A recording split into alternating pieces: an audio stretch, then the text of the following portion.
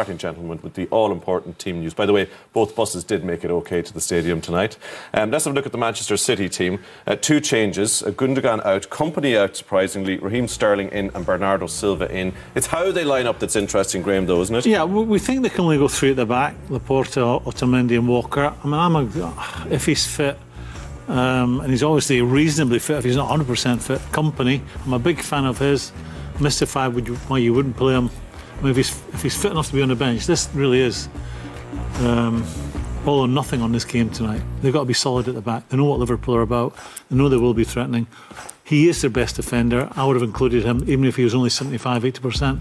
That's a mystery to me. I think the midfield, you know, where City are particularly strong. I think Fernandinho's an unsung hero in that team. Both Neil and I played in that position, so I'm sure you agree. He is a top player in that position. Yeah. You know, just doesn't maybe get enough goals.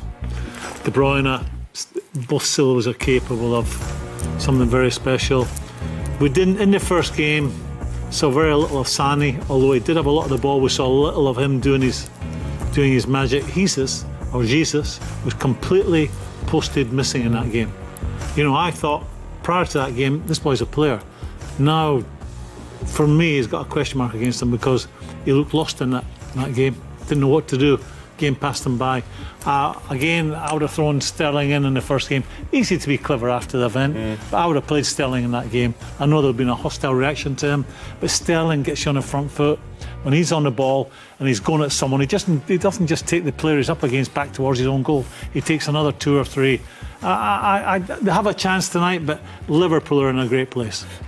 One thing I do want to talk about, and you mentioned it there with Jesus starting, is the fact that Aguero is on the bench. A number of talking points in that team. He scored 15 goals in his last 16 games in all competitions. Now, obviously, maybe a fitness issue there, but on a night when City need goals... Yeah, I don't get it.